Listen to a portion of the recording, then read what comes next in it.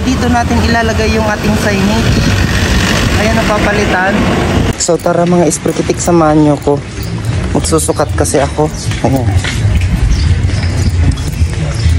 Magsusukat ako ng mga kailangan sukatin kasi bibili ako ng mga tawag doon, mga kailangan bilhin. Ang init guys. Ayan siya oh. Punta tayo sa may pwesto. Sobrang busy ko talaga kaya hindi ako nakapag live selling. Mars! Kasama ko ang kumari ko. Kasi siya ang may hawak ng susi. May wagang susi. Ayan. Susunod daw yung mag-ina ko. So dito na tayo sa may highway guys. Napakalapit lang naman sa bahay. Ayan, nandito tayo sa Wawa. Ayan, sa mga hindi pa nakakaalam, dito lang sa may Wawa, katabi ng Jo Marie Meat Shop. Ito yung papuntang Alabang, ito yung papuntang Kupang, Sukat. Ayan. Dito lang siya, i-google nyo lang to pag nag-open ako. Lalagay natin to sa Waze. Ganito ipapagawa ko. Mayroon ka palang ano dyan? Saan ka nagpagawa niyan? Sogo, libre lang yan. Libre? Ay, ayoko may nakalagay na sugo. Tawid nga tayo guys. Tingnan natin kung saan maganda ilagay yung dito natin ilalagay yung ating signage. Ayan, napapalitan. Diyan na lang din sa taas ng bubong yung signage. Ayan yung Kupang guys. Mayroon akong nalaman. Libre lang pala guys ang tarpaulin sa Sogo. Ayan, pero ayoko naman na yung logo kung mayroong nakalagay na Sogo. Sogo, ano ka na? Nandito na tayo. Magsusukat ako ngayon, wait lang. So di ba nga guys, gagawa tayo ng mga episode dito. Bago tayo mag-opening, magba-vlog-vlog na tayo dito. Ayan, nagagalit ang electric fan. Magsusukat na muna ako kasi kailangan kong bumili ng mga hangiran, yung mga dapat i-install dito. Kailangan sukatin na talaga. We need to plan ahead. Ayan. May ano ka din? May manikin nilagay dyan. Ay, magmanikin pa pala ako, Mars. May manikin pa. Diyan, maglalagay tayo ng manikin. Dito mga packaging ni. Ang display natin. Pampaganda. Paswerte. Oh, kumakaway-kaway.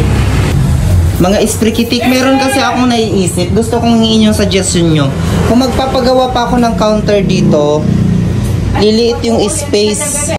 Sayang yung space. Ito sana, gusto kong gawin, dito na lang yung counter sa lababo. Tatakpan na lang namin to ng plywood kasi hindi naman kami dito magluluto or maghuhugas. Tapos yung plywood, i-slide siya. Pag gusto mong maghugas ng kamay, i-slide mo siya pag ganon. Pero tatakpan to ng plywood na magiging counter siya. Tapos lalagyan na lang dito ng kortina. What do you think? Kasi sayang ng space. Diyan na lang yung counter. Tama. Kasi nandito naman yung mga packaging. Hanggang dito lang tayo magdi-display. Hanggang dyan lang. Hanggang dito lang. Dito sidewalk mo to. Hanggang dito lang tayo. Tapos, lagyan natin yan ng signage. Ito tatanggalin to. Okay.